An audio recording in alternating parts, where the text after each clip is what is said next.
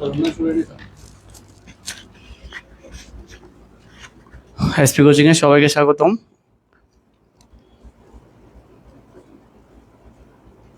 প্রতিদিনের মতো আমাদের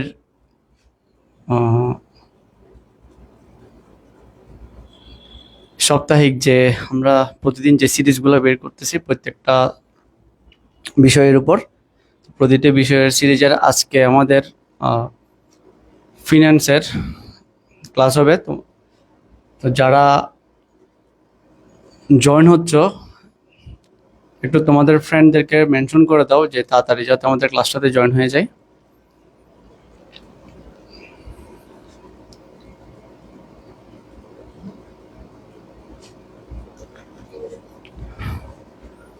তোমাদের সজীব স্যার কিছুক্ষণের মধ্যে ক্লাসটা শুরু করবে। যারা জয়েন হচ্ছে একটু মেনশন করে দাও আর একটু শেয়ার করে দাও যাতে তোমাদের ফ্রেন্ডরা যারা আছে সবাই ক্লাসটা পেয়ে যায়। সবাইকে একটু জানিয়ে দাও, গ্রুপে যারা আছে সবাইকে একটু জানিয়ে দাও যে ক্লাস শুরু হয়েছে এটা।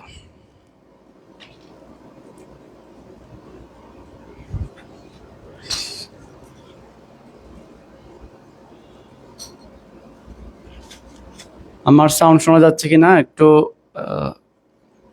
আমাকে জানিও, যে সাউন্ড শোনা যাচ্ছে একটু কমেন্ট করে বলিও।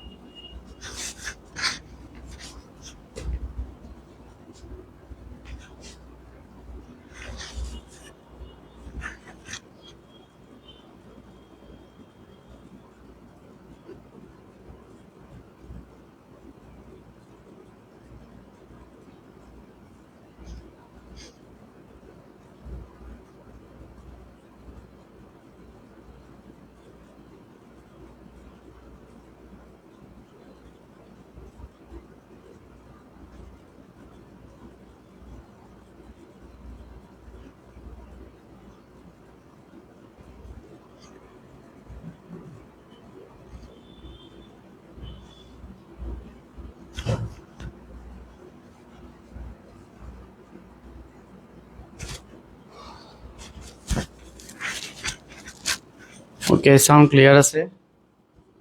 ঠিক আছে, তোমাদের স্যার একটু পরে ক্লাস শুরু করতেছে।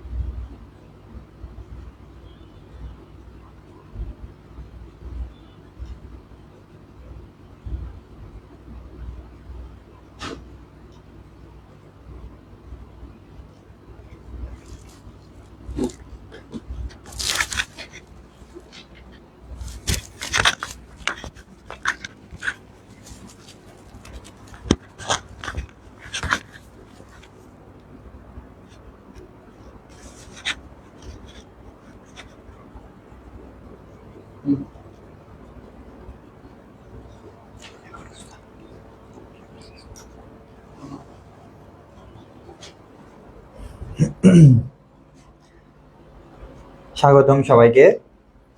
একটু আশা করি সাউন্ডটা ক্লিয়ার আছে। আচ্ছা, এই আজকে যে টপিকটা আমরা পড়ব, অর্থায়নের নীতি, প্রভাবক, অর্থায়নের লক্ষ্য, এই তিনটা টপিক থেকে শুধু কলেজ পরীক্ষায় নয়, একদম মূল যে এসএসসি পরীক্ষা আছে ওখানেও আমরা এই তিনটা টপিকের, যে বিশেষ করে নীতি আর অর্থায়নের লক্ষ্য, এই দুইটা টপিক থেকে আমরা সিকিউ অবশ্যই পাবো। উদ্দীপক আর গ ঘ এই দুইটা টপিক থেকে অবশ্যই পাবো। যার কারণে সবাই একটু ফ্রেন্ড সার্কেলকে একটু সবাইকে আসতে বলি, শেয়ার করে দিই এই বিষয়টা সম্পর্কে।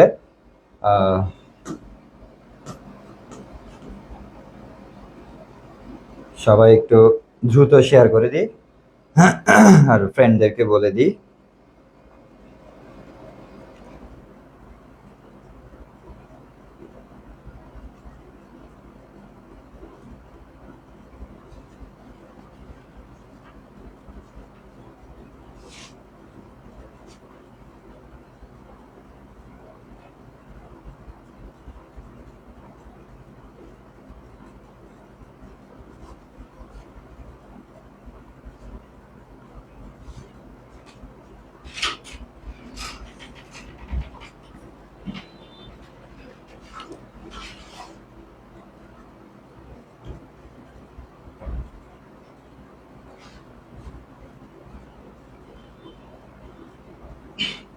যারা যুক্ত হচ্ছে তাদেরকে অসংখ্য ধন্যবাদ। আর ফ্রেন্ডদেরকে জানিয়ে দিব আজকের ক্লাসটার বিষয়ে, কারণ আমি আবার বলছি, এই টপিক আজকে যা নিয়ে আলোচনা করছি তা থেকেই তোমরা কলেজ পরীক্ষা থেকে শুরু করে মূল এইচএসসি পরীক্ষায় যে সৃজনশীল প্রশ্ন পাবে এখান থেকেই পাবে।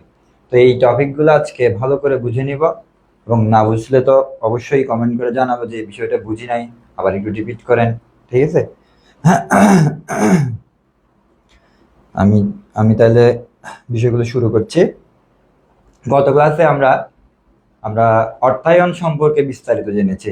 অর্থায়ন জিনিসটা কি? অর্থের সংগ্রহ, ব্যবহার এবং সংরক্ষণ, এই সংশ্লিষ্ট যাবতীয় যা যা কার্যাবলী আছে সবগুলোই হচ্ছে অর্থায়নের অন্তর্ভুক্ত। এখন এই অর্থায়নটা, আমি যে একটা ব্যবসায়ী প্রতিষ্ঠান শুরু করব, কিংবা আমার ব্যবসায়ী প্রতিষ্ঠান আগে থেকে আছে, আমি নতুন করে আবার অর্থায়ন করতে চাই, সেক্ষেত্রে আমার প্রতিষ্ঠানের কিছু প্রভাবক আছে। প্রভাবক মানে হচ্ছে যারা প্রভাব বিস্তার করবে, আমার সিদ্ধান্ত গ্রহণে প্রভাব বিস্তার করবে, তাদেরকে আমরা কি বলি? প্রভাবক বলে থাকি। তো এই প্রভাবকগুলো দুই ভাগে ভাগ করেছে। এক হচ্ছে প্রতিষ্ঠানের অভ্যন্তরীণ প্রভাবক, আরেকটা হচ্ছে প্রতিষ্ঠানের বাহ্যিক প্রভাবক, ঠিক আছে? তো এখন অভ্যন্তরীণ প্রভাবক মানে অভ্যন্তরীণ যে যে বিষয়গুলা প্রতিষ্ঠানের অর্থায়ন সিদ্ধান্ততে প্রভাব ফেলবে, এগুলো একটু দেখি। প্রথমে দেখি প্রতিষ্ঠানের লক্ষ্য। অভ্যন্তরীণ প্রভাবক মানে প্রতিষ্ঠানের লক্ষ্য কিভাবে প্রভাবটা ফেলতেছে, আমি কয়েকটা নিয়ে বলতেছি, আলোচনা করছি। দেখো, আমার প্রতিষ্ঠানের লক্ষ্য কেমন হতে পারে? সেটা আমি 2 তলা থেকে 3 তলা করতেছি, এমন একটা লক্ষ্য থাকতে পারে। অথবা আমি এক জায়গা থেকে আরেক জায়গায় নতুন করে একটা ভবন নির্মাণ করব, সেটাও একটা আমার প্রতিষ্ঠানের লক্ষ্য থাকতে পারে। অথবা আমি চিন্তা করলাম যে আমার বিক্রয় বৃদ্ধি করব, এটাও একটা লক্ষ্য থাকতে পারে। তাহলে এখন একটা জিনিস খেয়াল করো, আমি যদি 2 তলা থেকে 3 তলা করি, কিংবা আমি যদি আরেকটা ভবন নির্মাণ করি, এক্ষেত্রে কিন্তু আমার প্রতিষ্ঠানের যে আর্থিক বা অর্থায়ন সিদ্ধান্তটা নিতে হবে সেটা হচ্ছে দীর্ঘমেয়াদী। কিন্তু আমি যদি বিক্রয় বৃদ্ধির সিদ্ধান্ত নিই, এক্ষেত্রে কিন্তু আমার দীর্ঘমেয়াদী সিদ্ধান্তের প্রয়োজন নেই, আমরা স্বল্পমেয়াদী আর্থিক সিদ্ধান্ত গ্রহণ করতে পারবো। তাহলে এই যে প্রতিষ্ঠানের অভ্যন্তরীণ বিষয়ের মধ্যে এটা একটা প্রতিষ্ঠানের লক্ষ্য, আমার লক্ষ্যের উপর ডিপেন্ড করে আমি অর্থায়ন সিদ্ধান্তগুলো গ্রহণ করব। এবার তহবিলের বর্তমান অবস্থা, আমার তহবিল কি পরিমাণ তহবিল আছে, এটার উপর ডিপেন্ড করে আমি অর্থায়ন সিদ্ধান্ত নিব। তহবিল হয়তো আমার পর্যাপ্ত পরিমাণ আছে, আমার বাইরে থেকে তহবিল করার প্রয়োজন নেই, ঠিক আছে? কিন্তু এখন যদি আমার পর্যাপ্ত পরিমাণ তহবিল না থাকে, প্রতিষ্ঠানের তহবিলে যদি পর্যাপ্ত পরিমাণ টাকা না থাকে, তখন আমাকে কি করতে হবে? বাইরে থেকে মূলধন সংগ্রহ করতে হবে বা অর্থায়ন পদ্ধতি গ্রহণ করতে হবে, ঠিক আছে? এরপর হতে পারে আয়তন, এই যে একটু আগে বলেছি, হতে পারে দীর্ঘমেয়াদী, হতে পারে স্বল্পমেয়াদী, ঠিক আছে? তো এই আয়তনটাও কিন্তু অভ্যন্তরীণ প্রভাবক হিসেবে কাজ করছে। এরপর নগদ প্রবাহের ধরন, প্রতিষ্ঠানের নগদ প্রবাহ কেমন হতে পারে, হ্যাঁ, নগদ প্রবাহের ধরন, এটাও হচ্ছে অভ্যন্তরীণ প্রভাবক। বিক্রয় নীতি, প্রতিষ্ঠান হয় নগদে বিক্রয়ের নীতি থাকতে পারে অথবা বকেয়া বিক্রয়ের নীতি থাকতে পারে। ঠিক আছে, যারা যারা দ্রুত তাদের বকেয়া যেসব ধারে বিক্রয় থাকে, যারা দ্রুত তারল্যে পরিণত করে, তাদের ক্ষেত্রে কিন্তু অর্থায়ন সিদ্ধান্তটা স্বল্প মেয়াদে যা অর্থায়ন সিদ্ধান্ত আছে সেগুলো নিয়ে চিন্তা ভাবনা একটু কম করতে হয়, কারণ তারা দ্রুত নগদ প্রবাহ, তাদের প্রতিষ্ঠানের মধ্যে দ্রুত নগদ প্রবাহ হচ্ছে। হ্যাঁ, এখন আসি স্বাধীনতার মাত্রা। এটাও এটাও হচ্ছে একটা প্রতিষ্ঠানের অভ্যন্তরীণ প্রভাবক। তাদের প্রত্যেকটা প্রতিষ্ঠানের মূলধন সংগ্রহের বা অর্থায়ন সিদ্ধান্ত গ্রহণের স্বাধীনতা রয়েছে। এরপরে ব্যবস্থাপকদের দক্ষতা, ব্যবস্থাপক যদি দক্ষ না হয় সঠিক অর্থায়ন সিদ্ধান্ত কিন্তু গ্রহণ করতে পারবে না।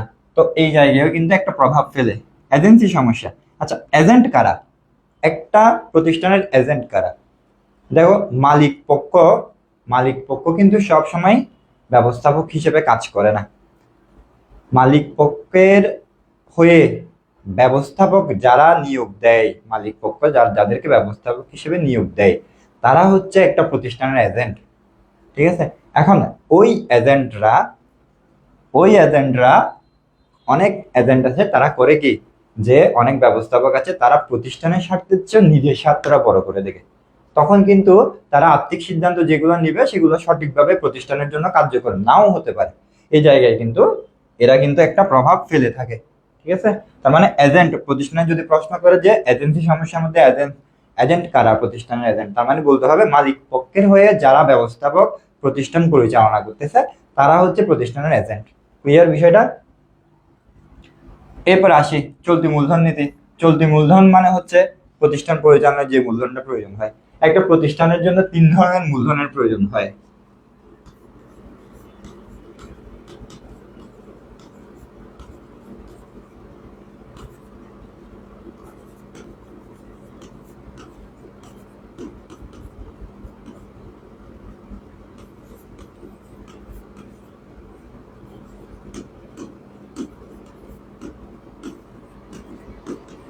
একটু দেখি, একটা প্রতিষ্ঠানের 3 ধরনের মূলধনের প্রয়োজন হয়। একটা হচ্ছে প্রারম্ভিক মূলধন। প্রারম্ভিক মূলধন যেটা ব্যবসায় শুরু করার সময় প্রয়োজন হয়। হ্যাঁ, ব্যবসায় প্রারম্ভের জন্য, ব্যবসায় শুরু করার জন্য। ঠিক আছে, আর চলতি মূলধন। চলতি মূলধন হচ্ছে ব্যবসায় পরিচালনার জন্য প্রয়োজন হয়। এরপরে আসে অতিরিক্ত মূলধন। আমার ব্যবসা আমি সম্প্রসারণ করব, 2 তলা থেকে 3 তলা করবো, কিংবা নতুন করে ভবন নির্মাণ করব, এটাকে বলে সম্প্রসারণ। তাহলে এই সম্প্রসারণের জন্য আমার যে মূলধনের প্রয়োজন হয় তাকে বলতেছি আমরা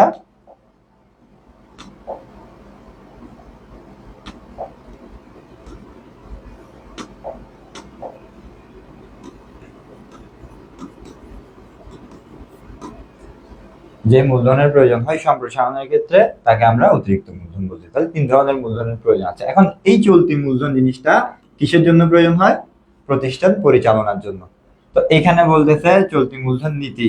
এখন প্রতিষ্ঠান চাইলে চলতি মূলধন নীতি মেনে চলতে পারে, প্রতিষ্ঠান চাইলে চলতি মূলধনের জন্য পর্যাপ্ত তথ্য রাখতে পারে, সেক্ষেত্রে আমার নতুন করে স্বল্প মেয়াদে অর্থায়নের প্রয়োজন হয় না।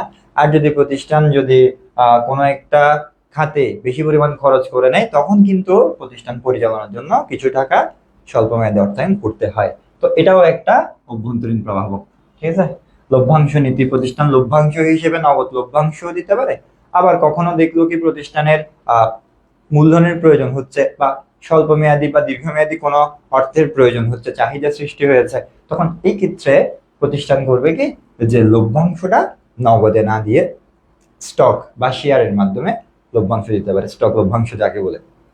তাহলে এই জায়গায় স্টক বা শেয়ারকে যদি লভ্যাংশ হিসেবে দিয়ে দেয়, নগদ টাকা কিন্তু বাইরে যাচ্ছে না, এক্ষেত্রে ওই নগদ টাকাকে তহবিল হিসেবে ব্যবহার করতে পারবে। প্রত্যাহিত প্রবৃদ্ধির মাত্রা, তারপর হচ্ছে প্রতিষ্ঠানের বয়স, প্রযুক্তির ব্যবহার, নিজস্ব ঝুঁকি। ক্রেডিট রেটিং, এটা নিয়ে একটু কথা বলি। ক্রেডিট রেটিং হচ্ছে প্রতিষ্ঠানের ঋণ পরিশোধ ক্ষমতা। হ্যাঁ, যে কোনো একটা প্রতিষ্ঠানের ঋণ পরিশোধ ক্ষমতা। আচ্ছা, এই ক্রেডিট রেটিংটা অবশ্যই প্রতিষ্ঠানের একটা অভ্যন্তরীণ বিষয়। হ্যাঁ, প্রতিষ্ঠান ঋণ পরিশোধ ঠিকভাবে করছে কিনা। মনে করো আমি প্রতিষ্ঠানের আমার অর্থায়নের প্রয়োজন আছে। এখন অর্থায়নের জন্য আমি ঋণের জন্য আবেদন করেছে। এখন আমার প্রতিষ্ঠানের ঋণ পরিশোধ ক্ষমতা কেমন, ঋণ প্রদানকারী কর্তৃপক্ষ অবশ্যই দেখবে। যে আর্থিক প্রতিষ্ঠান আছে তারা অবশ্যই কি দেখবে, আমার প্রতিষ্ঠানের ঋণ পরিশোধ ক্ষমতা কেমন, এটা যাচাই বাছাই করে তারপরে এরা সিদ্ধান্ত নেবে আমাকে ঋণ দেওয়া যাবে কিনা। তাহলে এই ধরনের সিদ্ধান্ত বা এই ধরনের একটা রেটিং যেটা অভ্যন্তরীণ বিষয় প্রতিষ্ঠানের, এটাও কিন্তু আমার অর্থায়নে প্রভাব ফেলে। যদি আমার ঋণ পরিশোধ ক্ষমতা ঠিক না হয় তখন কিন্তু আমি অর্থায়ন করতে পারবো না, বাইরে থেকে কোনো অর্থায়ন করতে পারবো না। আচ্ছা, আন্তঃবিভাগীয় সমন্বয়, প্রতিষ্ঠানে বিভিন্ন বিভাগ থাকতে পারে, উৎপাদন বিভাগ, ক্রয় বিভাগ, বিক্রয় বিভাগ, হিসাব বিভাগ। হ্যাঁ, এক একটা বিভাগের সাথে এক একটা বিভাগের সমন্বয় থাকতে হবে। তো বিভাগীয় যখন সমন্বয়টা ঠিকভাবে হবে তখন এরা সঠিক একটা আর্থিক সিদ্ধান্ত নিতে পারবে, আর এই সঠিক আর্থিক সিদ্ধান্তের কারণে সুষ্ঠুভাবে প্রতিষ্ঠান সাফল্য অর্জন করতে পারবে। আচ্ছা, এই ছিল আমাদের অভ্যন্তরীণ প্রভাবকগুলা। আশা করি ক্লিয়ার হয়েছে। একটু সবাই জানাবো ক্লিয়ার কিনা অভ্যন্তরীণ প্রভাবক বিষয়ে।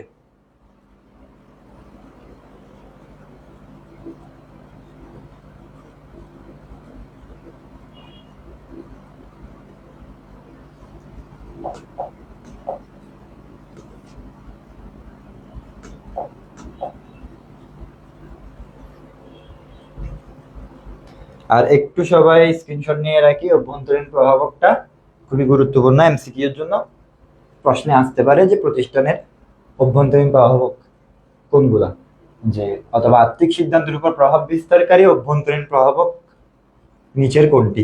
এ ধরনের একটা এমসিকিউ প্রশ্ন কিন্তু আসতে পারে, সবাই একটু স্ক্রিনশট নিয়ে রাখি।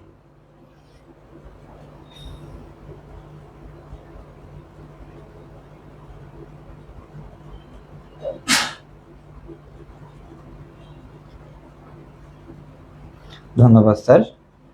আচ্ছা,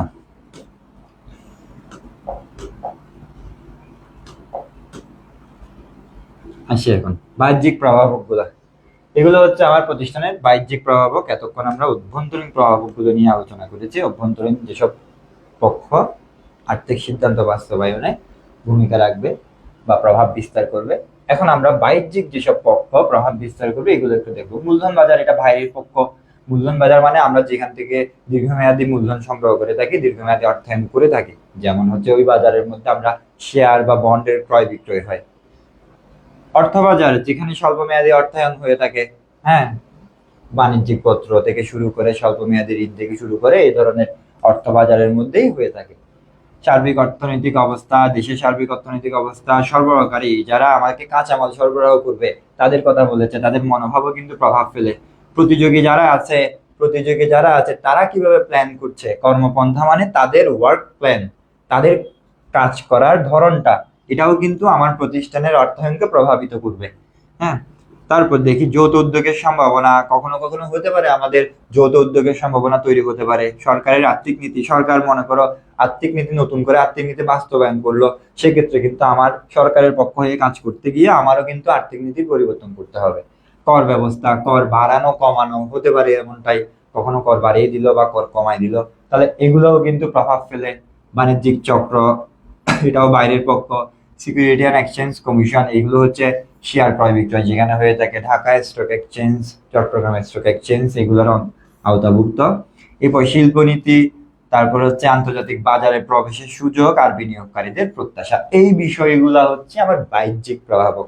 হ্যাঁ, এগুলো একটু মাথায় রাখবো। অভ্যন্তরীণ প্রভাবক গুলাও আমরা একেবারে মুখস্থ করে রাখবো। এখন এই বাহ্যিক প্রভাবক এগুলো একটু মুখস্থ করে রাখবো, এগুলো হচ্ছে সিকিউর জন্য, এমসিকিউর জন্য খুবই গুরুত্বপূর্ণ। হ্যাঁ, আমরা একটু বাহ্যিক প্রভাবক একটু স্ক্রিনশট নিয়ে রাখি।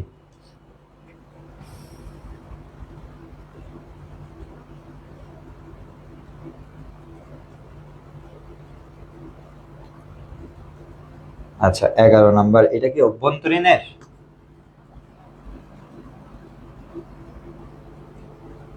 নাকি বাহ্যিকের? একজনে বলেছে যে 11 নম্বর, অমিত দত্ত, 11 নম্বরটা বুঝাই দেন স্যার, একটু আমাকে ক্লিয়ার করো। অভ্যন্তরীণের বলেছো নাকি বাহ্যিক প্রভাবক বলেছো? আর হচ্ছে চলতি মূলধনটা আর একটু। চলতি মূলধন মানে স্যার হচ্ছে প্রতিষ্ঠান পরিচালনার জন্য যেটা প্রয়োজন হয় সেটাকে আমরা চলতি মূলধন বলে থাকি। হ্যাঁ, প্রতিষ্ঠান পরিচালনার জন্য যেটা প্রয়োজন হয় আমরা চলতি মূলধন বলে থাকি। আমার প্রতিষ্ঠানে কিন্তু আমার প্রতিষ্ঠানের মনে করো শুরুতে আমি 3টা মূলধনের কথা কিন্তু বলেছি। যখন আমি ব্যবসা স্টার্ট করব তখন আমার প্রারম্ভিক মূলধনের প্রয়োজন আছে, যখন আমি ব্যবসা পরিচালনা করব তখন আমার চলতি মূলধন, আর যখন আমি ব্যবসা সম্প্রসারণ করব তখন আমার হচ্ছে অতিরিক্ত মূলধন। 3টা মূলধনের প্রয়োজন আছে। আর চলতি মূলধন মানে হচ্ছে ব্যবসা পরিচালনায় যে মূলধনটা প্রয়োজন হয়। হ্যাঁ, তো এটার উপরও অনেক সময় দেখা যায় চলতি মূলধন পর্যাপ্ত পরিমাণ আছে, তাহলে আমার অর্থায়নের প্রয়োজন নেই। কিন্তু যখন চলতি মূলধনের ঘাটতি হয় তখন আমাকে কি করতে হয়, স্বল্প মেয়াদে অর্থায়নের ব্যবস্থা করতে হয়। ঠিক আছে? হ্যাঁ,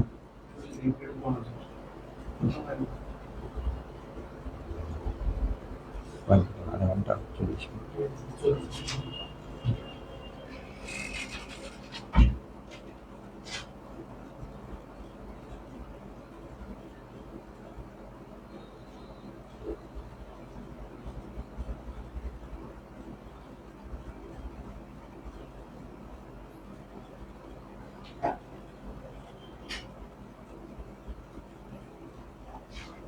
আচ্ছা, তাহলে এখন আসি। হ্যাঁ, 11 নাম্বারটা হচ্ছে ক। আচ্ছা, তার মানে হচ্ছে এটা প্রত্যাশিত প্রবৃদ্ধির মাত্রা, তাই তো? এখানে হচ্ছে এগুলো হচ্ছে প্রতিষ্ঠানের অভ্যন্তরীণ যেসব বিষয় আছে। আমরা আহ, প্রতিষ্ঠানের যেসব বিভিন্ন গাণিতিক পদ্ধতি আছে, ঠিক আছে? তো গাণিতিক পদ্ধতিগুলোর মধ্যে এটা একটা প্রবৃদ্ধির মাত্রা। প্রবৃদ্ধি মানে বোঝাচ্ছে গ্রোথ রেট। হ্যাঁ, লভ্যাংশ বৃদ্ধি, হ্রাস বৃদ্ধির যে মাত্রা সেটাকে বুঝাইছে, বা মুনাফা বৃদ্ধি, হ্রাস বৃদ্ধি যেগুলো আছে এগুলোকে বোঝানো হয়েছে। এখন এগুলোও কিন্তু প্রভাব ফেলে। যখন আমার লভ্যাংশ বৃদ্ধি পাবে তখন আমার থেকে নগদ টাকা দ্রুত চলে যাচ্ছে, নগদ টাকা বাড়তি চলে যাচ্ছে। ঠিক আছে? তখন কিন্তু আমার হয়তো ঘাটতি হতে পারে। তখন সেক্ষেত্রে কিন্তু আমাকে কি করতে হতে পারে, মূলধন সংগ্রহ করতে হতে পারে। এই বিষয় নিয়ে কথা বলেছে। আচ্ছা আচ্ছা, ঠিক আছে, আশা করি প্রভাবক গুলো ক্লিয়ার আমাদের। এখন আমি খুবই গুরুত্বপূর্ণ একটা টপিকে আসতেছি, যেটা হচ্ছে অর্থায়নের নীতি। খুব মনোযোগ দিব। অর্থায়নের নীতি সমূহ সিকিউতে কমন থাকবে। অর্থায়নের নীতি এখান থেকে প্রশ্ন, আর একটা হচ্ছে অর্থায়নের লক্ষ্য এখান থেকে প্রশ্ন। নীতি প্রথমটাই আমাকে কি বললো, মুনাফা ও তারল্য। তারল্য মানে হচ্ছে প্রতিষ্ঠানের নগদ টাকা, আর আর মুনাফা মানে হচ্ছে আয় থেকে ব্যয় বাদ দেওয়ার পরে যা পাচ্ছে। এখন আমি একটা কাজ করছি, আমি প্রতিষ্ঠানের জন্য অনেকগুলো আলমারি কিনে রাখলাম। মুনাফা হচ্ছে, আর আমি আলমারি ভর্তি করে রাখতেছি, প্রচুর পরিমাণ আলমারিতে টাকা রেখে আমি পুরাই ফেলছি একেবারে। হ্যাঁ, এখন এখন একটা ব্যবস্থাপকের দূরদর্শিতা খেয়াল করো। আমি এখানে আলমারিতে আলমারি ভর্তি করে অনেকগুলো টাকা রাখার চেয়ে আমি কিন্তু পারতাম আমার ব্যবসায় পরিচালনা করার জন্য যতটুকু প্রয়োজন আমি ততটুকু টাকা রাখবো।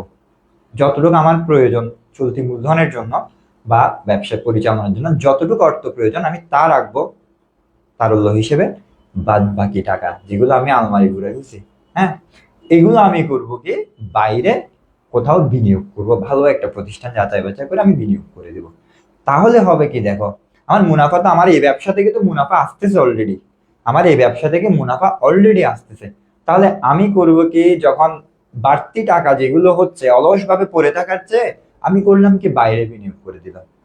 ঠিক আছে? তাহলে এই বাইরে যে বিনিয়োগ করে দিলাম ওখান থেকে আবার কি আসবে, মুনাফা আসবে।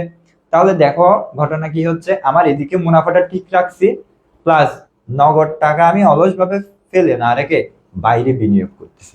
তাহলে বাইরে বিনিয়োগ করার কারণে আবার আমার পুনরায় মুনাফা আসতেছে। ঠিক আছে? কিন্তু টাকাটা যদি এখানে পড়ে থাকতো, টাকাটা যদি আমার আলমারিতে প্রতিষ্ঠানে অলসভাবে পড়ে থাকতো, হ্যাঁ, এগুলো থেকে তো আর টাকার গাছ গজাবে না, তাই না? তাহলে আমাকে টাকা দিয়ে টাকাটা বের করে নিতে হবে। তা আমি করবো কি, অলস যেসব অর্থ আছে ওগুলো বাইরে বিনিয়োগ করবো, দেন আমি ওখান থেকে কি পাবো না, পুনরায় মুনাফা পাবো, লভ্যাংশ পাবো। ঠিক আছে? তো এখানে বলতেছে কি, তারল্য ও মুনাফা, একটা জিনিস মাথায় রাখবো, তারল্য ও মুনাফা এদের মধ্যে বিপরীত সম্পর্ক বিদ্যমান। তাহলে আমার আমার যখন আমি এই তারল্য যত কমবে প্রতিষ্ঠান থেকে, যে বললাম না তারল্য শুধু শুধু অলসভাবে ফেলে না রেখে পর্যাপ্ত পরিমাণ রাখবো। একদম এই নয় যে আমি সবকিছু বিনিয়োগ করে দিব, সব টাকা বিনিয়োগ করে ডেস্ক সহ খালি করে দিব, তখন কিন্তু আমার প্রবলেম। আমার যখন মাস শেষ হবে আমার কর্মচারীর বেতন দিতে হবে, ভাড়া দিতে হবে, বিভিন্ন উপযোগ বিল আছে এগুলো দিতে হবে। তাহলে এগুলো দিতে আমি যদি অসমর্থ হই তাহলে আমার প্রতিষ্ঠান আবার টিকবে না। তাই জন্য আমাকে কি করতে হবে, পর্যাপ্ত পরিমাণ তারল্য সংরক্ষণ করতে হবে।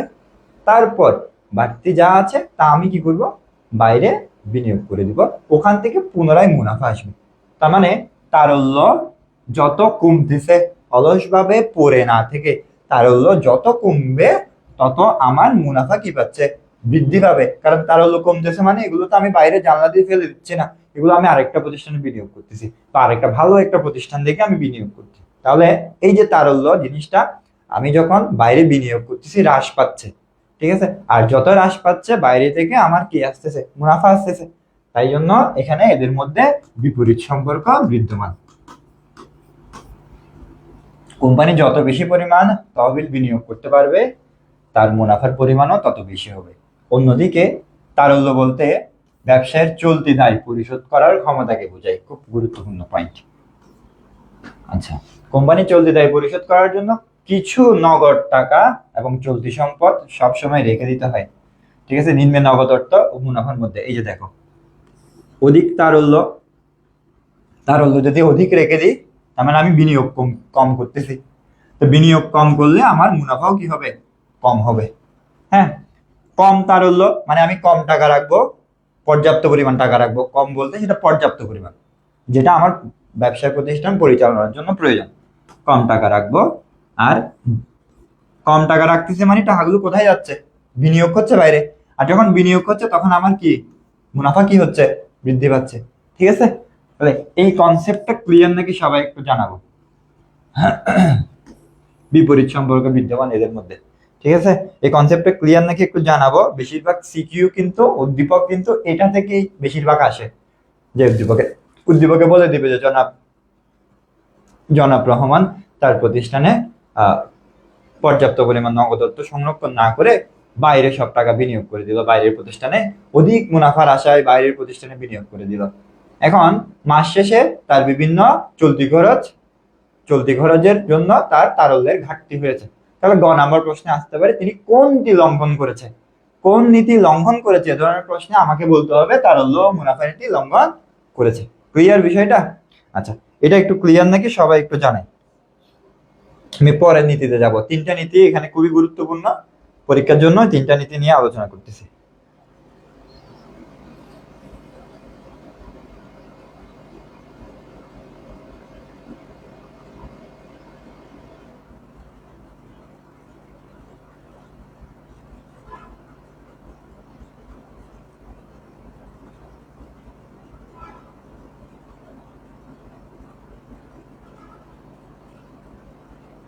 স্যার, বুঝছি স্যার, ঠিক আছে, ধন্যবাদ স্যার।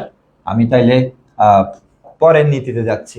খুবই গুরুত্বপূর্ণ, এটা সবসময় মাথায় রাখবো এই তিনটা নীতি। আচ্ছা, এই চ্যাপ্টারের জন্য খুবই গুরুত্বপূর্ণ পয়েন্ট নীতি আর হচ্ছে লক্ষ্য, এই দুইটা। আচ্ছা, পরে আসি মুনাফা ও ঝুঁকি নীতি। মুনাফা ও ঝুঁকি নীতি, একটু আগে আমি একটা কথা বলেছি যে নগদ টাকা অলসভাবে ফেলে না রেখে আমরা বাইরে বিনিয়োগ করতে পারি। বিনিয়োগ করা মানে কি নেওয়া, ঝুঁকি নেওয়া। বিনিয়োগ করা মানে ঝুঁকি নেওয়া, ঠিক আছে। আচ্ছা, যত বেশি বিনিয়োগ করতেছি, যত বেশি আমি বিনিয়োগ করব, তত বেশি তো মুনাফা আসবে, তাই না? আমি যদি বিনিয়োগ না করি মুনাফা কোথা থেকে আসবে, তাই তো? তাহলে আমি বিনিয়োগ যত বেশি করব মুনাফা তত কি পাবে, বৃদ্ধি পাবে, তাই না? তার মানে দেখো, বিনিয়োগ মানে আমি কি বলেছি, ঝুঁকি নেওয়া। যত বেশি বিনিয়োগ করতেছি অর্থাৎ যত বেশি আমি ঝুঁকি নিচ্ছি, তত বেশি আমার কি বৃদ্ধি পাবে, মুনাফা বৃদ্ধি পাবে, ঠিক আছে। আর আমি যদি বিনিয়োগ নাই করি তাহলে আমার ঝুঁকিও বৃদ্ধি পেল না, আমার মুনাফাও বৃদ্ধি পেল না। তার মানে এখানে এটাই বলেছে যে মুনাফা ও ঝুঁকি নীতি, তার মানে আমি যখন অধিক ঝুঁকি নিব মানে অধিক বিনিয়োগ করতেছি, আর অধিক বিনিয়োগ করতেছি মানে আমার মুনাফার পরিমাণও বৃদ্ধি পাবে, ঠিক আছে। তার মানে ঝুঁকি এবং মুনাফার সম্পর্কটা হচ্ছে ধনাত্মক সম্পর্ক, ঠিক আছে। এরা হচ্ছে ঝুঁকি যখন বৃদ্ধি পাচ্ছে আবার মুনাফাও বৃদ্ধি পাচ্ছে। এখন এই বিষয়টা একটু দেখি।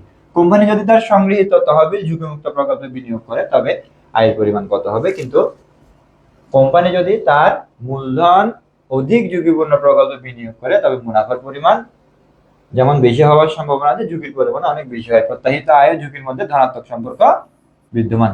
প্রত্যাশিত আয় ও ঝুঁকির মধ্যে ধনাত্মক সম্পর্ক। হ্যাঁ, ঝুঁকি বেশি নিচ্ছি বলেই মুনাফা হওয়ার সম্ভাবনা আছে, এটা কিন্তু একটা কথা বলতে সম্ভাবনা আছে। ঠিক আছে, একদম যে ঝুঁকি নিলেই যে একেবারে মুনাফা হয়ে যাবে এমনটা নয়। ঠিক আছে, তার মানে এখানে বুঝতে হবে যত বেশি আমি ঝুঁকি নিচ্ছি তত বেশি মুনাফা হবে, তার মানে তত বেশি আমি বিনিয়োগ করতেছি তাই বলে মুনাফা হবে। এমনি এমনি যে কোনো একটা ঝুঁকি নিলেই যে মুনাফা আসবে এমনটা নয়। ঝুঁকি নিচ্ছে মানে বিনিয়োগ করছে বাইরে, তাহলে যত বেশি বিনিয়োগ করছি তত বেশি তো মুনাফা আসবে, তাই না? আচ্ছা, এই পয়েন্টটা একটু দেখি তো, মুনাফা ও ঝুঁকি ক্লিয়ার হয়েছে কিনা একটু একটু দেখি, একটু জানাই সবাই।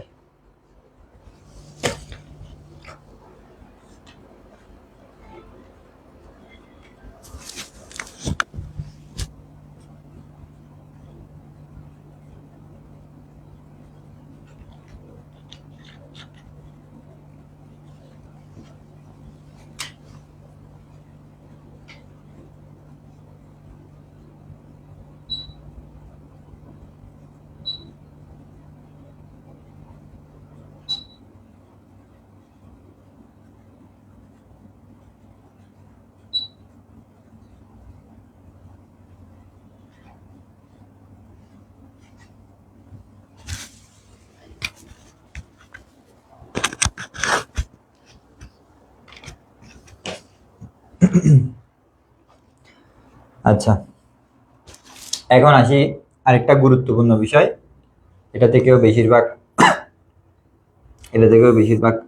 উদ্দীপক পাওয়া যায়, যেটা হচ্ছে পোর্টফোলিও বৈচিত্র্যায়ন নীতি। পোর্টফোলিও বৈচিত্র্যায়ন নীতি খুবই গুরুত্বপূর্ণ বিষয়, একটু মনোযোগ দিয়ে বোঝার চেষ্টা করব। এক কথায় বলতে গেলে একটি প্রকল্পে বিনিয়োগ না করে একাধিক প্রকল্পে বিনিয়োগ করা। হ্যাঁ, কি বলেছি, যে একটি প্রকল্পে বিনিয়োগ না করে একাধিক প্রকল্পে বিনিয়োগ করা, এটাই হচ্ছে পোর্টফোলিও বৈচিত্র্যায়ন নীতি। এখন বিষয়টার উদাহরণ খেয়াল করো, আমি মনে করো শুধু শীতের কাপড়ের দোকান দিলাম, ভালো একটা জায়গা, খুব জনকোলাহলপূর্ণ ভালো একটা জায়গার মধ্যে আমি শুধু শীতের কাপড়ের দোকান দিয়েছি।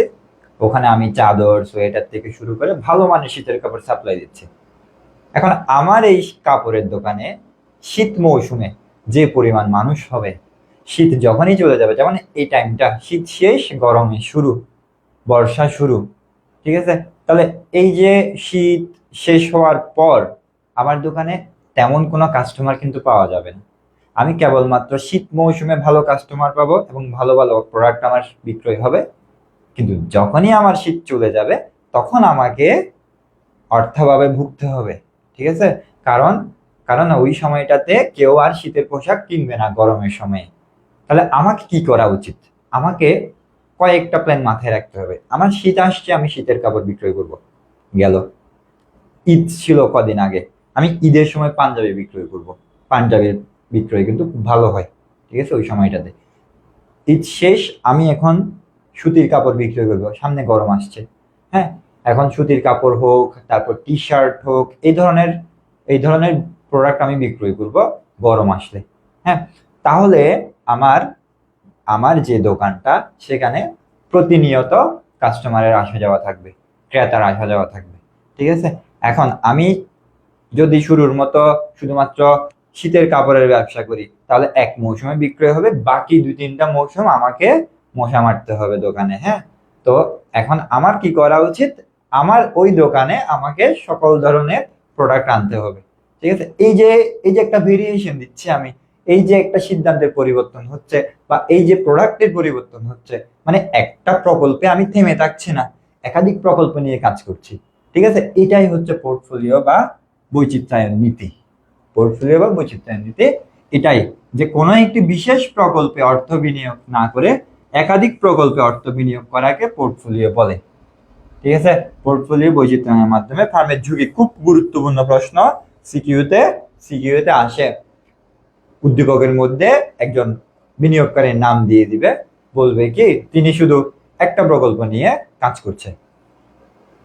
তো এখন উদ্দীপকের লাস্টে বলবে তিনি ঝুঁকির সম্মুখীন হয়েছে, প্রতিষ্ঠান পরিচালনায় বা প্রতিষ্ঠানে তিনি ঝুঁকির সম্মুখীন হয়েছে। ঘ নাম্বার প্রশ্নে বলতে পারে যে তিনি ঝুঁকি হ্রাস করার জন্য কোন ধরনের সিদ্ধান্ত গ্রহণ করতে পারে, তাহলে আমাকে বলতে হবে ঝুঁকি হ্রাস করার জন্য তিনি পোর্টফোলিও বৈচিত্র্যায়নের সিদ্ধান্ত গ্রহণ করতে পারে, অথবা ঝুঁকি হ্রাস করার জন্য তিনি কোন নীতি গ্রহণ করবে বা কোন নীতি অনুসরণ করবে, তখন আমাকে বলতে হবে পোর্টফোলিও বৈচিত্র্যায়ন নীতি অনুসরণ করবে। আশা করি ক্লিয়ার বিষয়টা।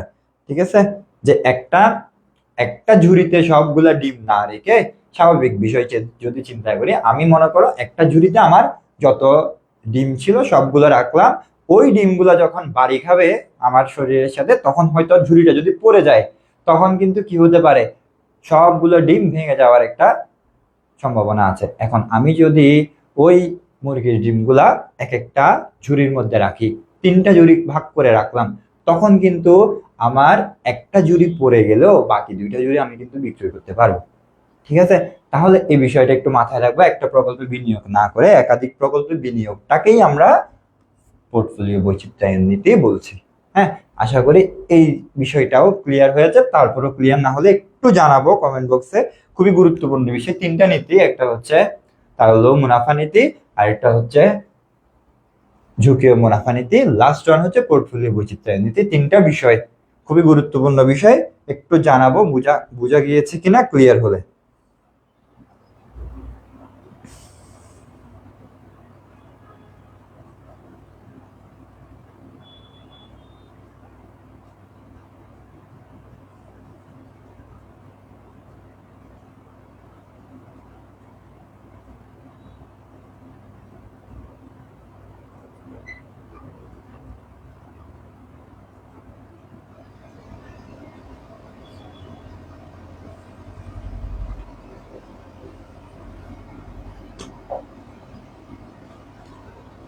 দ্রুত জানাই যারা বুঝে গিয়েছে 3টা বিষয়ে, আর কারো কোনো প্রশ্ন থাকলে 3টা বিষয়ে একটু জানিয়ে দিব।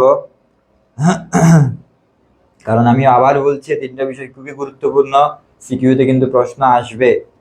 হ্যাঁ, সিকিউতে উদ্দীপক কিন্তু পাবে 3টা থেকে, ঘ নাম্বার প্রশ্ন অবশ্যই পাবে। আমি এখানে শেষের দিকে স্লাইডে আমরা কিছু উদ্দীপক দিয়েছি, ওখানেও কিন্তু তোমরা এই ধরনের প্রশ্নের অনুশীলন করতে পারবে। তাই জন্য আমি বারবার করে বলছি 3টা ক্লিয়ার হলে আমাকে জানিয়ে দাও, আমি পরের টপিকে যাচ্ছি।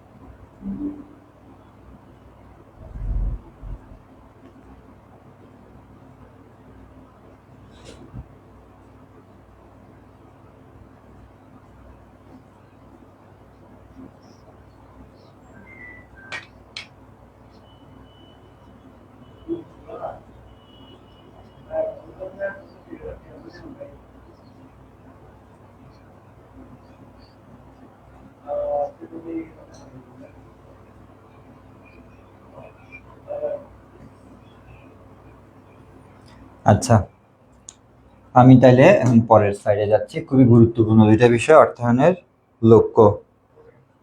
অর্থায়নের লক্ষ্যতে যাই। খুবই গুরুত্বপূর্ণ 2টা বিষয়, একটু মনোযোগ দিব। মুনাফা সর্বোচ্চকরণ, সম্পদ সর্বোচ্চকরণ। ঠিক আছে, মুনাফা সর্বোচ্চকরণ, সম্পদ সর্বোচ্চকরণ খুবই গুরুত্বপূর্ণ বিষয়। দেখো, মুনাফা সর্বোচ্চকরণ মানে হচ্ছে মুনাফা বৃদ্ধি করা। একটা ব্যবসায়ীর স্বল্প মেয়াদী উদ্দেশ্য যদি কেউ জিজ্ঞেস করে, তখন হবে উত্তর মুনাফা সর্বোচ্চকরণ বা মুনাফা সর্বাধিকরণ। হ্যাঁ, আর যদি জিজ্ঞেস করে দীর্ঘমেয়াদী উদ্দেশ্যকে, তখন আমাদের বলতে হবে যে সম্পদ সর্বোচ্চকরণ বা সম্পদ সর্বাধিকরণ। ঠিক আছে, এগুলো ব্যবসায়ের সাথেও কিন্তু রিলেটেড। তো এখন অর্থায়নের এই 2টা লক্ষ্য একটু ভালো করে দেখবো। একটা বিষয় বলি, আর্থিক সিদ্ধান্তের ক্ষেত্রে একটা বিষয় বলি। মনে করো আমার একটা প্রতিষ্ঠানে আমি চিন্তা করতেছি কি আমার বিক্রয় বৃদ্ধি করব। আমি বিক্রয় যদি বৃদ্ধি করি, আগে 500 একক বিক্রয় করতাম, এখন আমি 1000 একক বিক্রয় করছি। ঠিক আছে, আমার হয়তো আগে যদি মনে করি 500 টাকা লাভ হচ্ছে, এখন 1000 টাকা লাভ হবে, ডাবল হয়ে যাবে। ঠিক আছে, এখন আমি যদি এই বিক্রয় বৃদ্ধি হচ্ছে ভালো কথা, বিক্রয় বৃদ্ধি ছাড়াও আমি যদি একই প্রতিষ্ঠান আরেকটা দিই, তাহলে কিন্তু আমার বিক্রয় ডাবল হয়ে যাবে। আমি হয়তো আমার এই প্রতিষ্ঠানে সর্বোচ্চ বিক্রয় বৃদ্ধি করতে পারবো 1000, কিন্তু আমি সেম আরেকটা প্রতিষ্ঠান দিলে আরো 1000 উৎপাদন করতে পারবো। হ্যাঁ, তার মানে একটা বিষয় মাথায় রাখো, আমি আমার মুনাফা বৃদ্ধির চেয়েও আমার চিন্তা ভাবনা থাকা উচিত একজন ব্যবসায়ীর বা একজন ব্যবস্থাপকের চিন্তা ভাবনা থাকা উচিত সে সম্পদটাকে বৃদ্ধি করবে। সম্পদ যখন বৃদ্ধি করবে অটোমেটিক তার মুনাফা বৃদ্ধি পেয়ে যাবে। ঠিক আছে? আচ্ছা, স্বাভাবিক একটা চিন্তা করে আমি যদি একটা ক্লাসরুম পড়ানোর জন্য, স্টুডেন্টদের পড়ানোর জন্য আমি যদি একটা ক্লাসরুম নিই, তাহলে একটু খেয়াল করো, ওখানে মনে করো 50 জন স্টুডেন্ট বসানো যায়। এখন আমি ওখানে আরো 2টা বেঞ্চ দিয়ে 56 জন বা 55 জন স্টুডেন্ট বসাইলাম। ঠিক আছে? এখন আমি যদি সেম আরেকটা রুম নিই, ওই রুমটা আছে, সাথে আমি আরেকটা রুম নিলাম, আরো 50 জন বসাইতে পারবো। তার মানে সম্পদ যখন আমি বৃদ্ধি করতেছি তখন আমার অটোমেটিক মুনাফাটা চলে আসবে। তাহলে এখন মুনাফা সর্বোচ্চকরণের সুবিধাগুলো একটু দেখি। মুনাফা বৃদ্ধি পাচ্ছে, এখন মুনাফা বৃদ্ধি করার প্রতিষ্ঠান মুনাফা বৃদ্ধি করার সুবিধা। প্রথম, সম্পদ বৃদ্ধির পূর্ব শর্ত হচ্ছে মুনাফা বৃদ্ধি করা। এটা সত্য কথা। সম্পদ বৃদ্ধি করার জন্য আমাকে মুনাফাকে কি করতে হবে? মুনাফাকে ক্ষুদ্র ক্ষুদ্র মুনাফা অর্জনটাকে আমাকে তহবিল হিসেবে করে তারপর আমি সম্পদ বৃদ্ধি করতে পারবো। সচ্ছলতার নির্দেশক, আমার প্রতিষ্ঠান পরিচালনার নির্দেশক হিসেবে কাজ করবে আমার মুনাফা। শেয়ার হোল্ডারদের প্রতিদান, বা আমরা লভ্যাংশ দিই না, শেয়ার হোল্ডারদেরকে লভ্যাংশ দিই, তাহলে এটা হচ্ছে কাজ করবে। প্রাকৃতিক ও মানব সম্পদের সর্বোত্তম ব্যবহার, যে কোনো কিছুর ব্যবহার করার জন্য সর্বোত্তম ব্যবহারের জন্য আমার প্রয়োজন আছে। সামাজিক কল্যাণ করার জন্য দরকার আছে। শ্রমিকদের স্বার্থ রক্ষা, ঠিক মতো বেতন দেওয়া, তারপর এদের ঝুঁকি হলে তার খরচ করা, এগুলোর জন্য দরকার আছে। এরপর সরকারি রাজস্বের নিশ্চয়তা। ঠিক আছে? এগুলো হচ্ছে আমার মুনাফা সর্বোচ্চকরণের সুবিধা। এখন মুনাফা সর্বোচ্চকরণের যেটা প্রশ্নে বারবার করে আসে সেটা একটু মাথায় রাখবো। যেটা প্রশ্নে বারবার করে পাবো মুনাফা সর্বোচ্চকরণের উদাহরণ, সেটা হচ্ছে শেয়ার প্রতি আয় বৃদ্ধি। শেয়ার প্রতি আয় বৃদ্ধি, এটা কিন্তু এই দুইটা বিষয় একটু মাথায় রাখবো। আমাকে যখন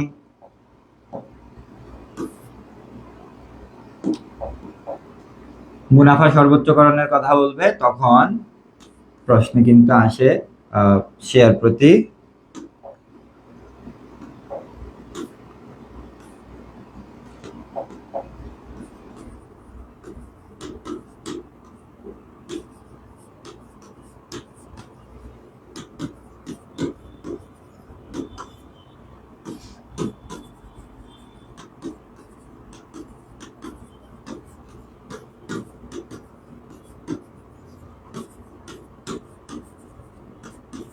এই দুইটা বিষয় খুবই গুরুত্বপূর্ণ।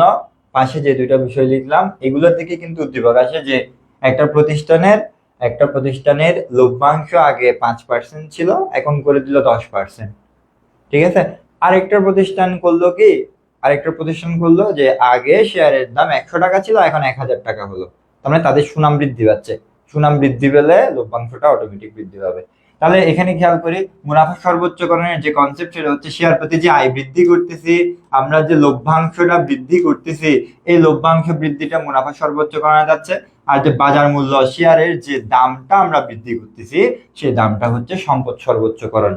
ঠিক আছে? তো এটার ফলে কিন্তু আমার সুনাম বৃদ্ধি পায়, প্রতিষ্ঠানের সুনাম বৃদ্ধি পেলেই কিন্তু সম্পদ সর্বোচ্চকরণ হয়। ঠিক আছে? আচ্ছা, তাহলে এই মুনাফা সর্বোচ্চকরণ বিষয়টা ক্লিয়ার নাকি একটু দেখি, সবাই জানাই।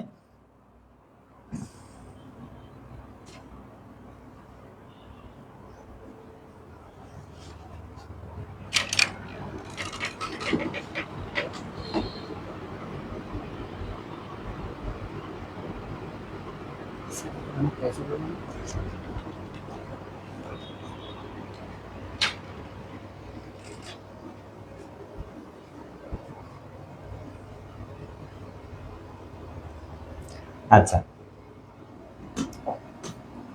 এখন আসি সম্পদ সর্বোচ্চকরণে আসি। এখন সম্পদ সর্বোচ্চকরণ একটু দেখি। প্রতিষ্ঠানের দীর্ঘস্থায়ী উন্নতি ও প্রবৃদ্ধি বহুলাংশে সম্পদ বৃদ্ধির উপর নির্ভর করে। এভাবে সম্পদ বৃদ্ধির মাধ্যমে ফার্মের নিট বর্তমান মূল্য বৃদ্ধি করাকেই সম্পদ সর্বোচ্চকরণ বলা হয়। একটু আগেই বলেছি ফার্মের শেয়ারের দিক থেকে যদি চিন্তা করি, শেয়ারের মূল্য বৃদ্ধি করা, মোটা মানে মোটের উপর কথা হচ্ছে শেয়ারের মানে একটা প্রতিষ্ঠানের সুনাম বৃদ্ধি পায় এই সম্পদ সর্বোচ্চকরণের মাধ্যমে। ঠিক আছে। আচ্ছা, সম্পদ সর্বোচ্চকরণের সুবিধাগুলো একটু দেখি। দীর্ঘমেয়াদী প্রবৃদ্ধির উপর গুরুত্ব আরোপ। আমরা দীর্ঘমেয়াদী, এটা সম্পদ সর্বোচ্চকরণ একটা দীর্ঘমেয়াদী প্রক্রিয়া। এরপর এখানে ঝুঁকি বিবেচনা করা হয়, অর্থের সময় মূল্য বিবেচনা করা হয়। হ্যাঁ, এরপরে মুনাফা সর্বোত্তম ব্যবহার, মুনাফা যা সঞ্চিত হয় তার সর্বোত্তম একটা ব্যবহার হয়। নগদ প্রবাহ বিবেচনা করা হয়, খুব ইম্পর্টেন্ট পয়েন্ট। ঝুঁকি, অর্থের সময় মূল্য, নগদ প্রবাহ, এই তিনটারই বিবেচনা করা হয় কোথায়? সম্পদ সর্বোচ্চকরণে। মুনাফা সর্বোচ্চকরণে এই তিনটার বিবেচনা করা হয় না। খুব গুরুত্বপূর্ণ বিষয়। হয়তো অনুধাবনমূলক প্রশ্নে আসতে পারে যে মুনাফা সর্বোচ্চকরণ, সম্পদ সর্বোচ্চকরণের মধ্যে পার্থক্য লিখো। হ্যাঁ, তাহলে এই পয়েন্টগুলো একটু মাথায় রাখবো। এই তিনটা পয়েন্ট কিন্তু তিনটা হয়ে যাচ্ছে পার্থক্য, যে ঝুঁকি বিবেচনা করে সম্পদ সর্বোচ্চকরণ, অর্থ সমমূল্য বিবেচনা করে, নগদ প্রবাহ বিবেচনা করে, যেগুলো কে করে না, যেগুলো হচ্ছে মুনাফা সর্বোচ্চকরণ করে না। আর এর তো দীর্ঘমেয়াদী প্রবৃদ্ধির উপর, ও হচ্ছে স্বল্পমেয়াদী। ঠিক আছে। তাহলে এই ধরনের এই সুবিধাগুলো যদি আমরা মাথায় রাখি, তাহলে আমরা যে কোনো রকমের পার্থক্য লিখতে পারবো। আচ্ছা, নির্বর্তমান মূল্যের উপর গুরুত্ব আরোপ করে। ঠিক আছে। আচ্ছা, এখন এখানে তো অবশ্যই অবশ্যই এই বিষয়টাই খুবই গুরুত্বপূর্ণ, যেটা সিকিউতে আসে। শেয়ারের কি বৃদ্ধি করা? দাম বৃদ্ধি করা বা মূল্য বৃদ্ধি করা। এটাই হচ্ছে সম্পদ সর্বোচ্চকরণের মূল কথা। হ্যাঁ, এখন একটু মুনাফা সর্বোচ্চকরণ, সম্পদ সর্বোচ্চকরণ বুঝছি কিনা জানাবো।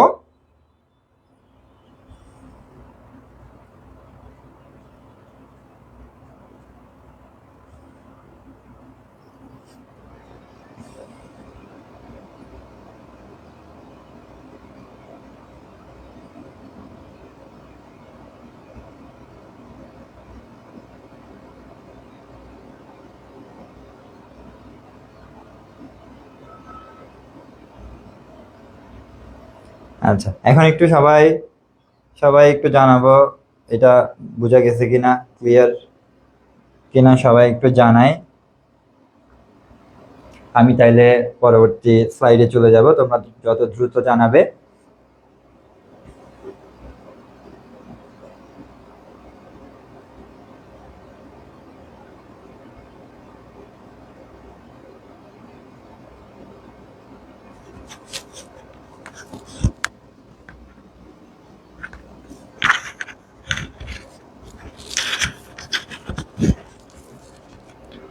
ওকে স্যার, বুঝছি স্যার, বুঝে ধন্যবাদ স্যার জানানোর জন্য। আমি তাহলে এখন এই চ্যাপ্টারের এই যে বিষয়গুলো পড়ানো হয়েছে তার উপর কিছু সৃজনশীল প্রশ্নে চলে আসি।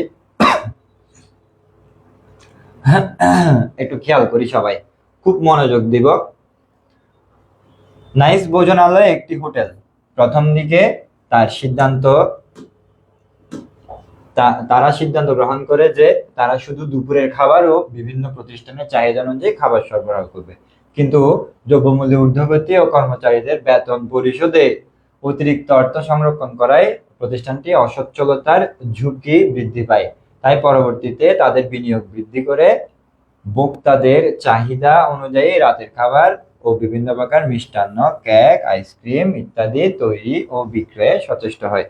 খুবই গুরুত্বপূর্ণ একটা সিকিউ। ওইখান থেকে আমাকে গ নাম্বার প্রশ্ন করেছে, অর্থায়নের কোন নীতি অনুসরণের কারণে নাইস ভোজনালয়ের অসচ্ছলতার ঝুঁকি বৃদ্ধি পায়? কোন নীতি অনুসরণের কারণে? একটু দেখি দেখি গ নাম্বারটা কারা কারা পারবো, একটু করে আনসার করি সবাই কমেন্ট বক্সে দ্রুত।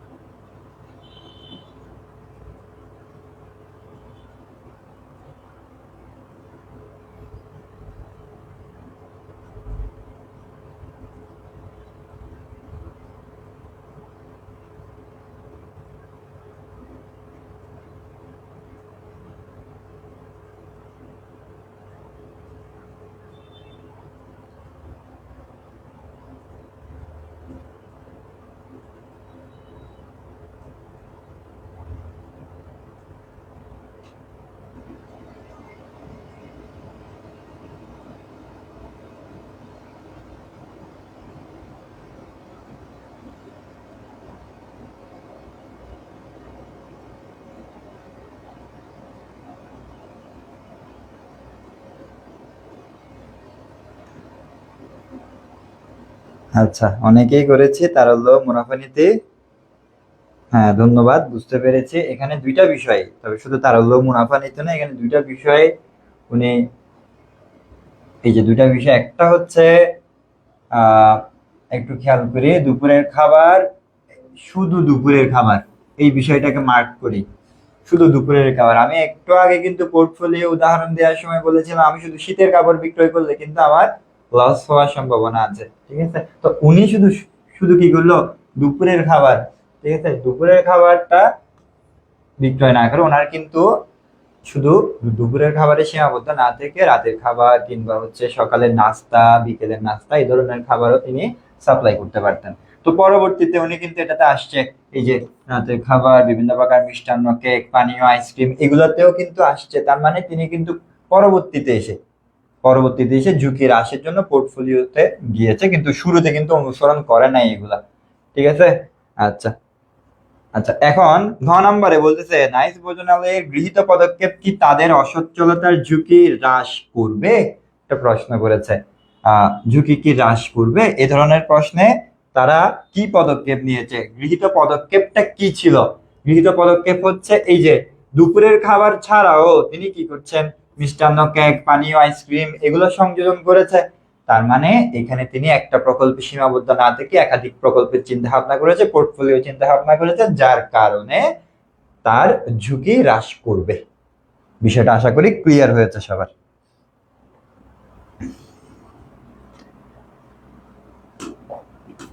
এরপরে আরেকটা উদ্দীপকে আসি, খুবই গুরুত্বপূর্ণ উদ্দীপক, দেখি। আশা ও আস্থা দুটি কোম্পানি, উভয় কোম্পানির শেয়ারের লিখিত মূল্য 15 টাকা। খুব মনোযোগ দিব, উদ্দীপকটাতে কি বলতে চেয়েছে। 2020-21 সালে আশা কোম্পানির শেয়ার প্রতি আয় যথাক্রমে 5 ও 7, তার মানে 20 সালে ছিল 5 টাকা, 21 সালে এসে হয়েছে 60 টাকা। শেয়ারের বাজার মূল্য 20 টাকায় অপরিবর্তিত থাকে। শেয়ারের মূল্যের কোনো প্রকার পরিবর্তন তিনি আনেননি। অপরদিকে উক্ত সময়ে আস্থা কোম্পানির শেয়ার প্রতি আয় 5 টাকায় অপরিবর্তিত, মানে আস্থা কোম্পানি করেছে কি 5 টাকা রেখে দিয়েছে, লভ্যাংশের কোনো পরিবর্তন তারা আনেনি। কিসের পরিবর্তন এনেছে? শেয়ারের বাজার মূল্য 20 টাকা থেকে বৃদ্ধি পেয়ে কত টাকায় নিয়ে গেল, 22 টাকা হলো। তাহলে এখানে দুইটা বিষয়, একটা শেয়ার প্রতি আয় আর একটা শেয়ারের বাজার মূল্য, দুইটা বিষয় আসছে, একটা বৃদ্ধি করছে, একজনের শেয়ার প্রতি আয় বৃদ্ধি করলো, আরেকজন হচ্ছে শেয়ারের বাজার মূল্য বৃদ্ধি করলো। তো আমাকে গ নাম্বার প্রশ্ন কি বলতেছে, ঠিক আছে? এখানে আশা করি প্রত্যেকটা প্রশ্নই কমন। ক নাম্বারে বললো মুনাফা সর্বোচ্চকরণ, তারপর খ নাম্বারে বললো অর্থায়নের তারল্য ও মুনাফা নীতি, আমি কিছুক্ষণ আগেই এই বিষয়ে কথা বলেছি। এরপরে গ নাম্বার বললো উদ্দীপক অনুযায়ী আশা কোম্পানি অর্থায়নের কোন লক্ষ্য, আশা করি এটা আমাকে বলতে হবে না, দেখি কমেন্ট বক্সে দ্রুত কমেন্ট করে জানাও তো কোন লক্ষ্য অনুসরণ করেছে, কোন লক্ষ্যটি অনুসরণ করেছে একটু দ্রুত জানাও। আশা কোম্পানি মানে এই আশা কোম্পানি এ,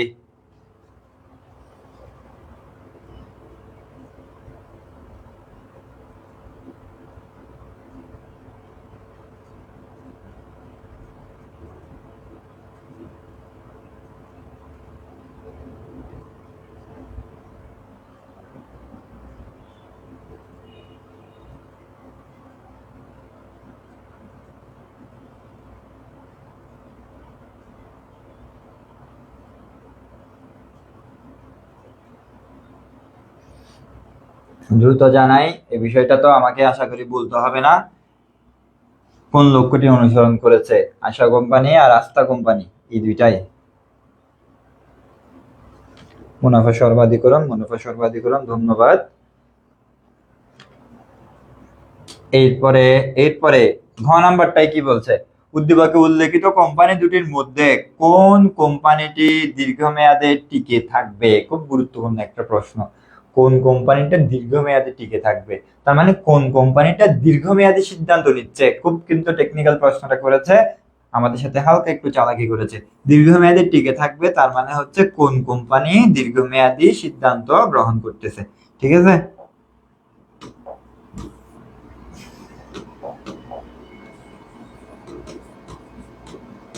দীর্ঘমেয়াদী সিদ্ধান্ত গ্রহণ করতেছে কোন কোম্পানি, সেটা নিয়ে আমাকে প্রশ্ন করেছে। আচ্ছা, এখানের মধ্যে এই যে মুনাফা বৃদ্ধি করতেছে, শেয়ার প্রতি আয় বৃদ্ধি করতেছে, এটা হচ্ছে আমার স্বল্পমেয়াদী, মানে মুনাফা সর্বাধিকরণ, এটা হচ্ছে স্বল্পমেয়াদী উদ্দেশ্য। একটু আগে আমি একদম শুরুতেই বলেছিলাম যে প্রতিষ্ঠান বা ব্যবসায়ের যদি প্রশ্ন করে স্বল্পমেয়াদী উদ্দেশ্য কি, তাহলে বলবো মুনাফা সর্বোচ্চকরণ, যদি বলে দীর্ঘমেয়াদী উদ্দেশ্য কি, তাহলে সম্পদ সর্বোচ্চকরণ।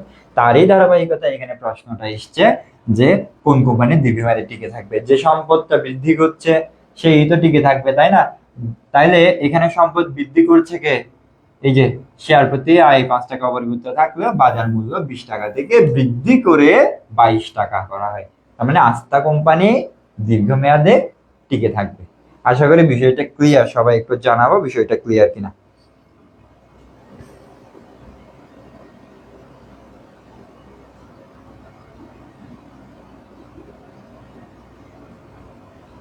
তার মানে এখানে আমরা পাচ্ছি মুনাফা সর্বোচ্চকরণ লক্ষ্যটা, আর এখানে পাচ্ছি আমরা সম্পদ সর্বোচ্চকরণ লক্ষ্য। যে সম্পদ সর্বোচ্চকরণ করছে সেই দীর্ঘমেয়াদে টিকে থাকতে পারবে, এটাই হচ্ছে কথা, মূল কথা। ক্লিয়ার হলে একটু জানিয়ে দিই।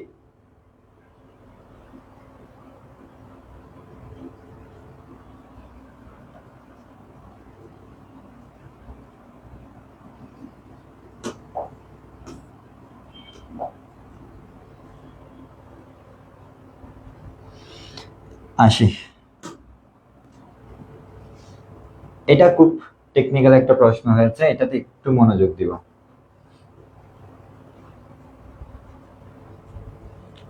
এক কোম্পানি শুধুমাত্র মিনিপ্যাক শ্যাম্পু বিপণন করে থাকে এবং সুনাম বৃদ্ধি ও ব্যবসায়ী সম্প্রসারণের লক্ষ্যে তারা তাদের মোট লাভের 25% লভ্যাংশ হিসেবে 25% লভ্যাংশ হিসেবে শেয়ার হোল্ডারদের মধ্যে বন্টন করে থাকে।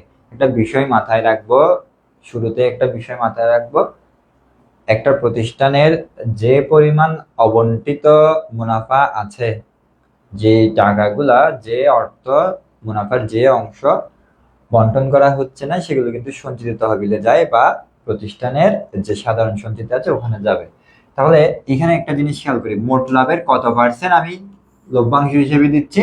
25% শেয়ার হোল্ডারদের মধ্যে লভ্যাংশ হিসেবে দিয়ে দিচ্ছি। তার মানে আমার কাছে থেকে যাচ্ছে আরো 75%। এই জিনিসটা মাথায় রাখবো, 25% যদি আমি লভ্যাংশ হিসেবে দিয়ে দিই, আমার হাতে আরো কত পার্সেন্ট থেকে যাচ্ছে? 75% কিন্তু থেকে যাচ্ছে মোট লাভের টাকা। এরপরে অপরদিকে বি কোম্পানি মিনিপ্যাক শ্যাম্পুর পাশাপাশি ফ্যামিলি সাইজ শ্যাম্পু, বোতলজাত শ্যাম্পু, হার্বাল শ্যাম্পু বিপণন করে। আচ্ছা, এখানে কিন্তু আরেকটা হিন্টস আমাদের দিয়েছে। আমি কিন্তু তোমাদের কাছ থেকে জানতে চাইবো এখানে ও কি করছে। তাদের মোট লাভের 80% লভ্যাংশ কি করছে, লভ্যাংশ হিসেবে শেয়ার হোল্ডারদের মধ্যে বন্টন করে দেয়। তার মানে এরা 80% যদি লভ্যাংশ হিসেবে দিয়ে দেয়, তাদের আর জমা থাকতেছে কত, 20% তারা সঞ্চয় করতেছে। ঠিক আছে, এরা 75% সঞ্চয় করতেছে, এরা করতেছে 20% সঞ্চয়। আচ্ছা, এখন আমাকে গ নাম্বার প্রশ্ন করেছে যে কোম্পানি বি ঝুঁকি হ্রাসকরণে অর্থায়নের কোন নীতি অনুসরণ করেছে। এতক্ষণ আমরা একটা অর্থায়নের নীতি নিয়ে প্রশ্ন করেছি, আর একটা আমরা লক্ষ্য নিয়ে প্রশ্ন করেছি। এই প্রশ্নটা নীতি এবং লক্ষ্য দুইটার সংমিশ্রণে একটা প্রশ্ন হয়েছে, ভালো করে খেয়াল করে। এটা আমাকে তো দ্রুত জানাতে পারবে, দেখি সবাই কমেন্ট বক্সে জানিয়ে দাও আমাকে যে ঝুঁকি হ্রাসকরণে অর্থায়নের কোন নীতি অনুসরণ করেছে।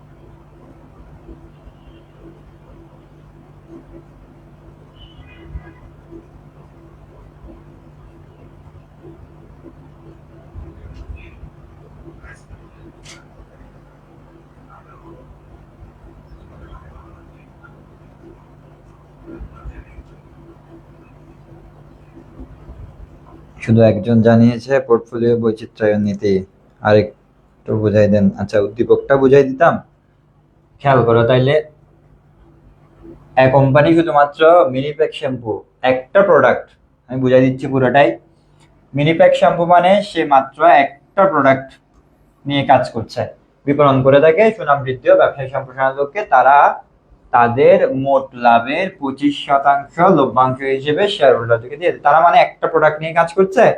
আবার বি কোম্পানি বলতেছে মিনিপ্যাক শ্যাম্পুর পাশাপাশি ফ্যামিলি সাইজ শ্যাম্পু, বোতলজাত শ্যাম্পু, হার্বাল শ্যাম্পু, আরো তিনটা সাইডে ওরা ইনভেস্টমেন্ট করেছে।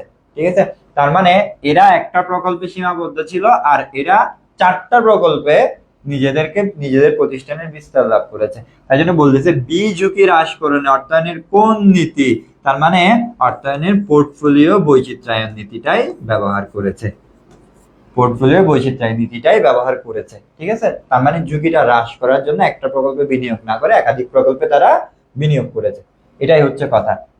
গ নাম্বারটা ক্লিয়ার সবার? আমি ঘ নাম্বারে আসি একটু। এটাতে একটু মনোযোগ দিতে হবে, কারণ এটা একটু টেকনিক্যাল প্রশ্ন, এটা একটু খুবই গুরুত্বপূর্ণ বিষয় নিয়ে কথা বলেছে। দেখি, উদ্দীপকের কোন কোম্পানি অর্থায়নের সম্পদ সর্বাধিকরণের লক্ষ্যটি অর্জনের দিকে এগিয়ে যাচ্ছে তা বিশ্লেষণপূর্বক আলোচনা করো। খুবই গুরুত্বপূর্ণ একটা প্রশ্ন করেছে। এখান থেকে আমাকে বুঝতে হবে কে সম্পদ সর্বাধিকরণ করছে। ঠিক আছে, এখন একটা বিষয় খেয়াল করি, সম্পদ সর্বাধিকরণের লক্ষ্যটি অর্জনের দিকে এগিয়ে যাচ্ছে। আচ্ছা, সম্পদ সর্বাধিকরণ করতে আমার প্রতিষ্ঠানের সঞ্চিত অর্থ বেশি প্রয়োজন নাকি কম প্রয়োজন, এটা প্রথমে চিন্তা করব। আমি প্রতিষ্ঠানের সম্পদ বৃদ্ধি করব, সম্পদ বৃদ্ধি করার জন্য অবভিয়াসলি আমার প্রতিষ্ঠানের বেশি নগদ অর্থের প্রয়োজন আছে। এখন কথা হচ্ছে, আমি যখন আমার প্রতিষ্ঠানের সঞ্চয় বৃদ্ধি করতে চাচ্ছি, এখানের মধ্যে কে বেশি সঞ্চয় জমা রাখতেছে সেই পয়েন্টে আসবো।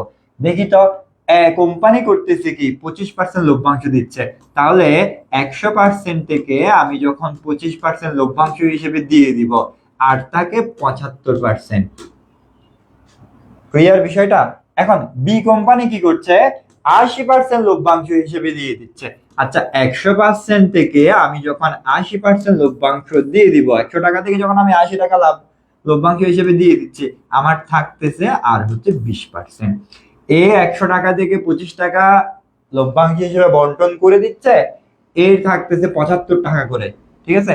কিন্তু বি কোম্পানি 100 টাকা থেকে 80 টাকা যদি লভ্যাংশ হিসেবে বন্টন করে নিয়ে নেয়, এর জমা থাকতেছে আর 20 টাকা করে। তাহলে এখানে যদি কয়েক বছর পর কেউ যদি সম্পদ সর্বাধিকরণের সিদ্ধান্ত নেয়, তখন সবচেয়ে বড় সুবিধা পাবে এ কোম্পানি, কারণ সে অলরেডি 75% করে লভ্যাংশ, 75% করে মুনাফা লভ্যাংশ হিসেবে না দিয়ে সঞ্চয় করেছে। এই বিষয়টা হচ্ছে খুবই গুরুত্বপূর্ণ, অনেক টেকনিক্যাল একটা প্রশ্ন করেছে। তাহলে এখানে 25% লভ্যাংশ দিচ্ছে মানে 75% জমা রাখলো।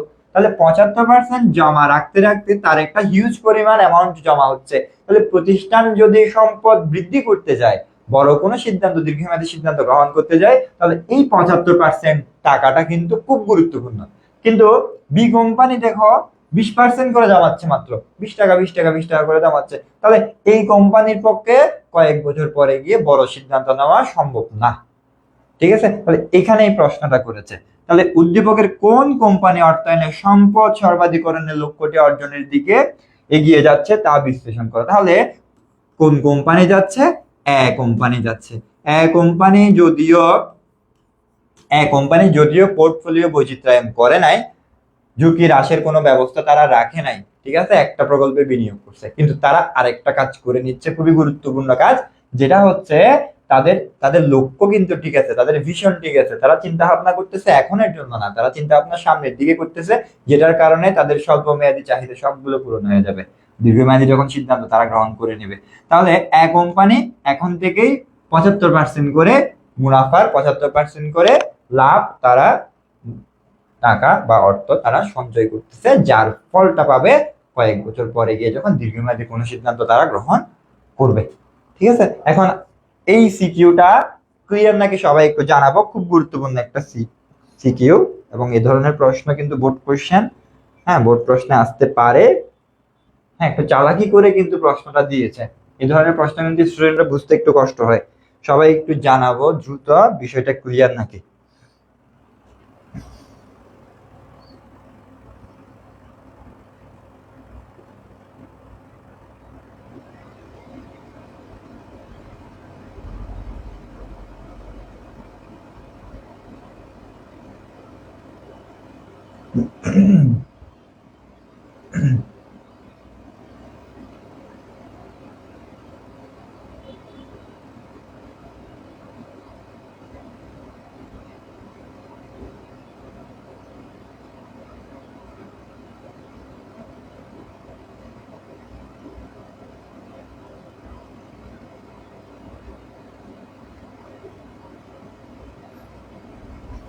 ধন্যবাদ স্যার, জানাচ্ছি।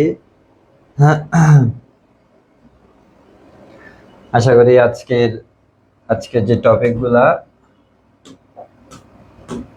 সবগুলাই আশা করি ক্লিয়ার হয়েছে। আমি তারপর আর একটু বলছি। প্রথমে আলোচনা করেছি অভ্যন্তরীণ প্রভাবক নিয়ে, যেগুলো হচ্ছে অর্থায়ন সিদ্ধান্তের অভ্যন্তরীণ পক্ষ যারা প্রভাব বিস্তার করবে।